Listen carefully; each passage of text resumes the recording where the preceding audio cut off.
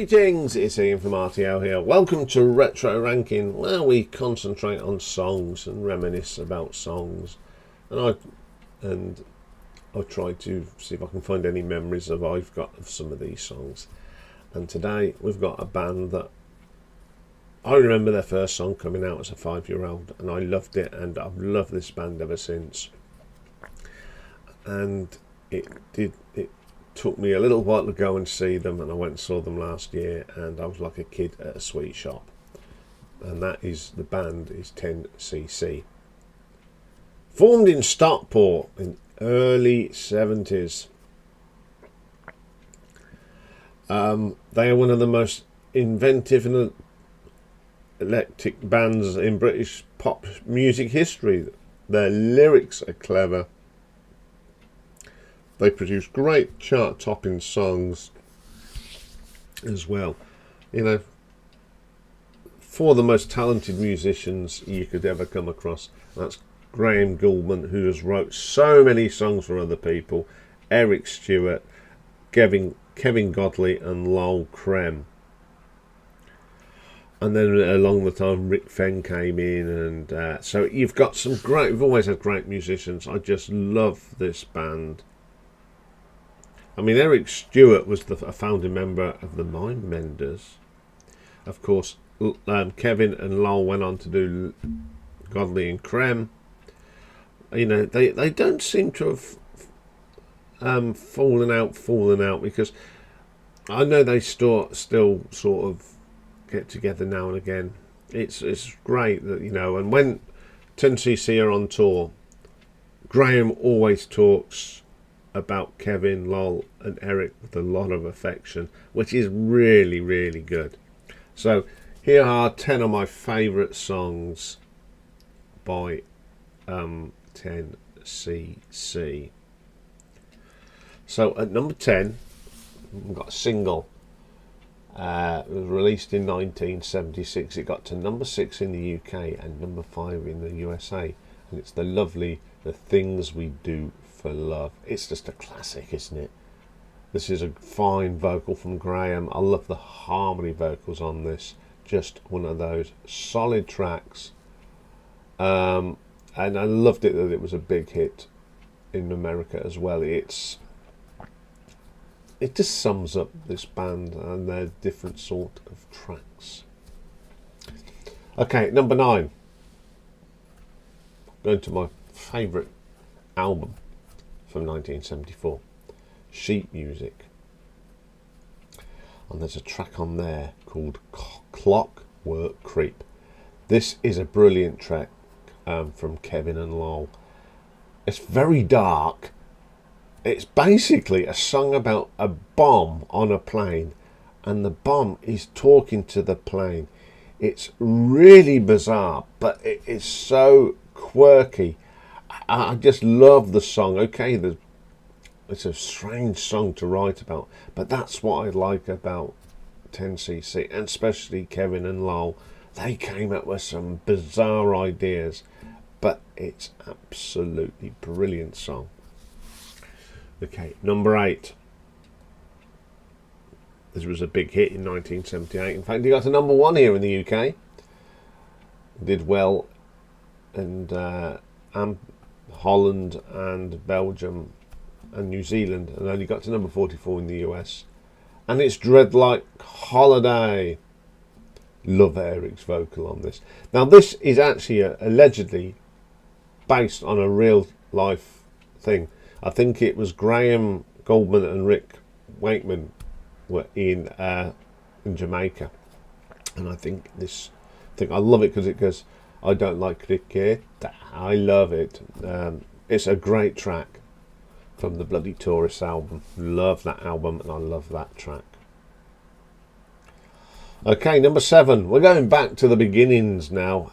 Going back to 1973. A single got to number 10 here, and in Ireland, and 61 in Australia. And it's the brilliant The Dean and I.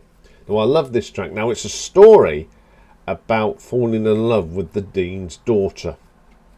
I love that dum dum dum dum at the beginning. It's brilliant. Lowell's singing on this, and he always had that real lovely deep voice. I just love the story of this and how it's been put together. It's absolutely golden stuff from 10cc, and they still do this track live today. Okay, number 6, another single from 1974, got to number 10 in the UK, number 4 in Belgium, and number 2 in New Zealand, but the Americans didn't get it because it got 104, and I can understand that because it's the Wall Street Shuffle. I love Eric's guitar work on this. Lowell sings this, but the bit in the middle with the piano is excellent. It really lifts the song up. It's a lovely little sequence during the song. Just a great track all round.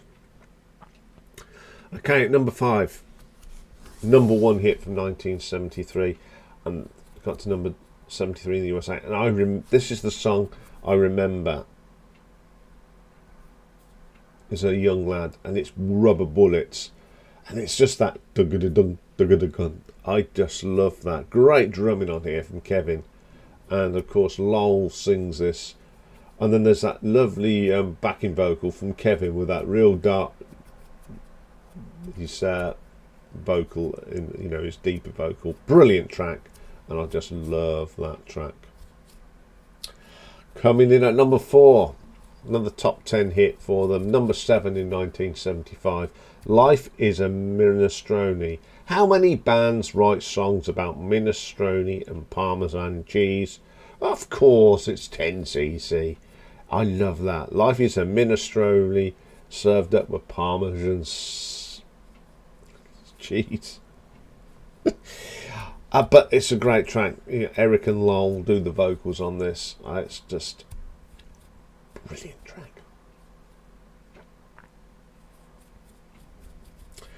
Coming in at number 3, a track off the original soundtrack album from 1975, The Second Sitting of the Last Supper.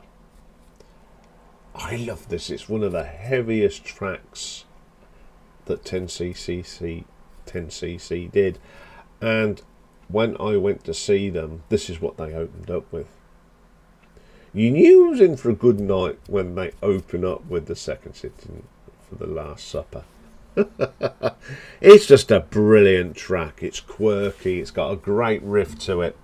I just love this track. Okay, we're getting close to the trot. Number 2 from 1977, number 5 in the UK, number 69 in the USA, Good Morning Judge. I love this. I love Eric's vocals, and I love that little bit of guitar work. It's just absolutely brilliant. The backing vocals are brilliant. I didn't do it. It wasn't me. I love the video to this as well. It's an absolutely brilliant track. But my number 1, and if people didn't know that this was going to be number 1, they'd go, well, yeah. Of course, it's from 1975. It is off the original soundtrack, number 1 on both sides of the Atlantic, and it's one of the best ballads ever written, put together, whatever you want to call it, and it's the brilliant I'm Not in Love. What a wonderful track this is. It's brilliant produced. The vocals are on it. The words are really good. They're not sloppy. It's just heartfelt. And the iconic whisper, "Big boys don't cry," is done by the secretary at the recording studio, and her name was Kathy Redfern. And it's sort of, it's brilliant. That little bit of bass from Graham as well when she's saying it is wonderful. It's eerie, and it's just one of the best ballads ever written in my books. So there we go, 10 fantastic tracks. But I have got some honourable mentions, and we'll just go through them. So the first one, we got 4 today. Was it 3? No, it is 3. So the first one is from 1976, and it got to number 6 in the UK, and it's I'm Mandy, Fly Me. I think this is one of Eric's best vocals performances. Quirky little number. I love the keyboards in that he does, and the harmonies are brilliant as well. My next one is from 1972, and it got to number 2, and it's Donna. It's got that 50s sort of ballady feel to it. Kevin's vocals are great in this, that lower stuff. And when I saw them, they did this as an a cappella track, and it's absolutely brilliant. Super track, and I could not mention that. And my last one today is from 1975, another top 10 hit for them, number 5, and it's Art for Art's Sake. Brilliant track, just missed out on the top 20. Quirky, great vocal from Eric on this. It's just a super song. So there we go. And yes, all these songs are going in the playlist today. Any excuse for me to show off some 10cc. Okay, I've really enjoyed putting this one together because, you know, I do love 10cc. It's pretty obvious, I think. So there we go. Okay, tomorrow it's Wednesday. Doesn't the weeks fly around? It means it's marathon day. And tomorrow we've got an Australian singer who's good at soul, he's good at rock, he's good at country. He's got an incredible voice. And I discovered him through listening to Ian Gillan and bits that Ian's done. And it's Australia's great singer, Jimmy Barnes. So that's what we're doing tomorrow. So have a good day, everyone, and bye for now.